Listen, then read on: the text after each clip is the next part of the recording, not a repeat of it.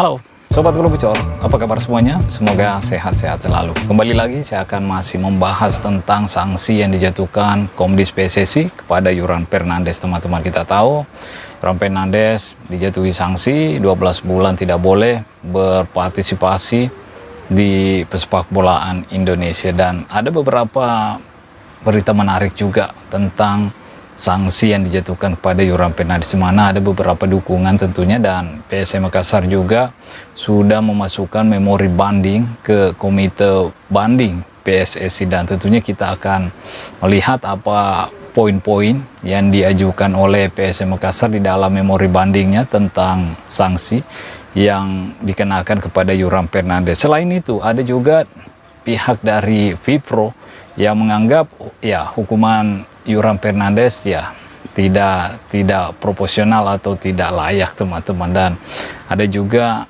politisi atau manajemen dari Semen Padang, Bapak Andre Rosiade, yang memberikan dukungan kepada Yoran Fernandes dan PSM Makassar untuk memasukkan memori banding ke Komite Banding PSSI. Dan saya akan membacakan satu persatu ketiga berita menarik ini, teman-teman. Yang pertama, saya akan membacakan dulu tentang isi atau poin-poin dari tuntutan pihak manajemen PSM Makassar kepada Komite Banding PSSI, di mana ini dari Tribun Timur ya, teman-teman ya. Langsung aja, media officer PSM Makassar Sulaiman Abdul Karim menyampaikan 3 poin tuntutan pihaknya kepada Komite Banding PSSI.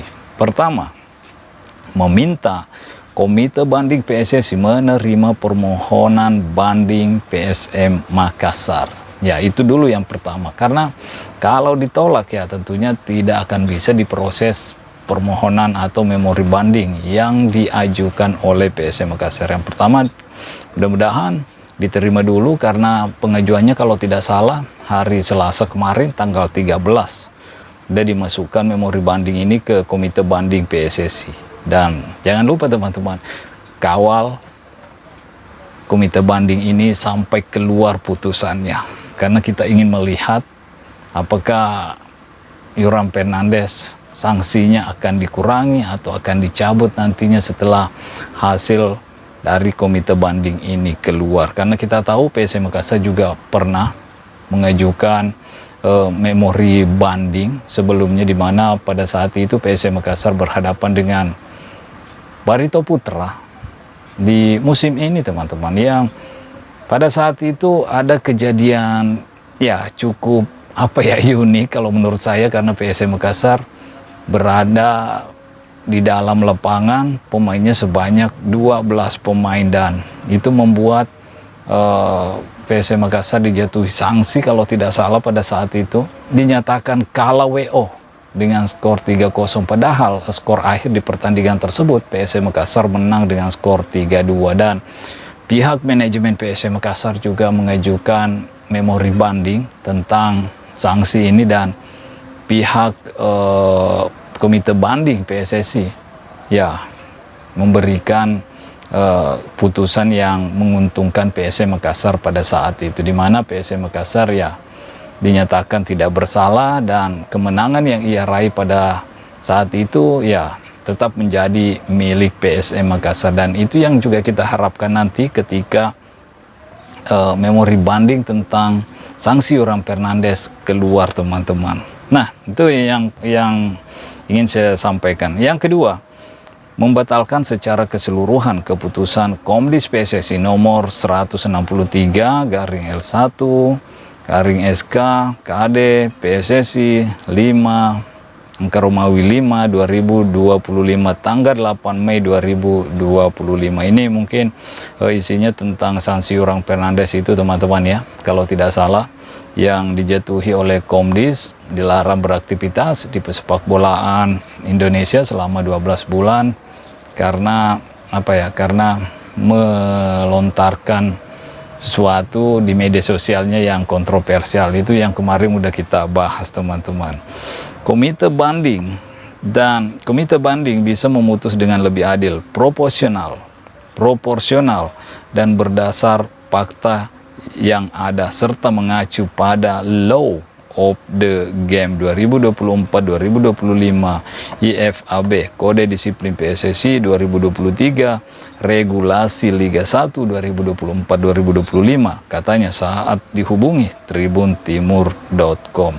Ketiga, lanjut Sulaiman, apabila Komite Banding PSSI berpendapat lain, pihaknya meminta hukuman Yoram Fernandes bisa dikurangi.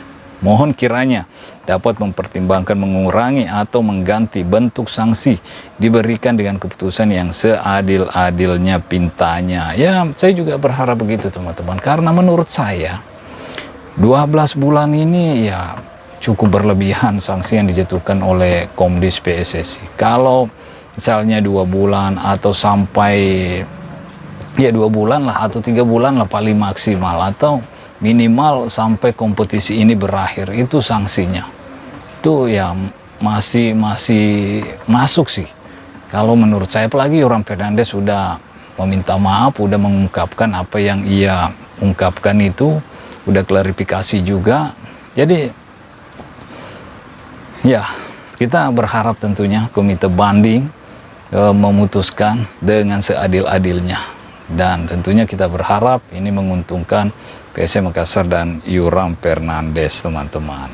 Nah, selain itu yang saya katakan tadi, ada dari pihak FIFPro juga. FIFPro meyakini bahwa semua pesepak bola profesional seharusnya bisa mengekspresikan dirinya secara bebas. Kami menyayangkan sanksi keras dan tidak proporsional kepada Yoram Fernandes yang membuatnya tak bisa bermain selama 12 bulan ditambah denda. Alex Dab, Kepala Media FIFPro, kepada Pandit Football. Ini di akun X ya. Selain itu ada juga politisi Gerindra kalau tidak salah ini, selaku manajemen pihak Semen Padang juga, yaitu Bapak Andre Rosiade. Melalui akun Instagramnya dia juga menulis seperti ini, teman-teman. Saya mendukung Yoram untuk maju ke Komite Banding untuk membatalkan keputusan Komdis. Apalagi sudah ada pernyataan Bang Arya M. Sinulinga bahwa Pak Erick Thohir sudah memaafkan. Mari bersama kita lawan mafia agar tercipta liga yang berkualitas. Ayo Pak Erick Thohir, saya percaya Anda bisa dan mampu memberantas mafia bola. Ya, kita tahu juga Bapak Andre Rosiade ini cukup vokal juga akhir-akhir ini menjelang berakhirnya Liga 1, karena kita tahu Semen Padang saat ini ya masih berada di zona rawan, teman-teman. Jadi dia juga merasa ada hal-hal aneh di penghujung Liga 1 ini, seakan-akan ada tim-tim yang ingin diselamatkan dari zona degradasi di musim ini. Makanya dia juga cukup vokal memperjuangkan Semen Padang untuk bisa tetap bertahan di Liga 1 musim ini. Yang jelasnya mudah-mudahan pesepak bolaan kita bisa lebih baik lagi dari tahun ke tahun, karena kalau kita masih terus berkutat dengan wasit, keputusan ini, lapangan, penonton, dan lain sebagainya, mafia-mafia, ya sepak bola kita ya akan di sini-sini aja, bahkan masih akan mengalami penurunan pastinya, teman-teman, kalau kita terus berada di situ-situ aja. Kita harus bisa menjalankan sepak bola fair play, tidak ada tekanan, tidak ada yang ngatur-ngatur dalam tanda petik. Jadi itu yang kita harapkan, wasit menjalankan tugasnya dengan seadil-adilnya. Itu yang kita inginkan, dan penonton tentunya ya saya harap lebih dewasa lagi menyikapi apa yang menjadi hasil akhir pertandingan. Kita harus lebih dewasa, itu yang paling utama. Oke, mungkin sampai di sini dulu. Stay healthy, no baper-baper. Bye-bye.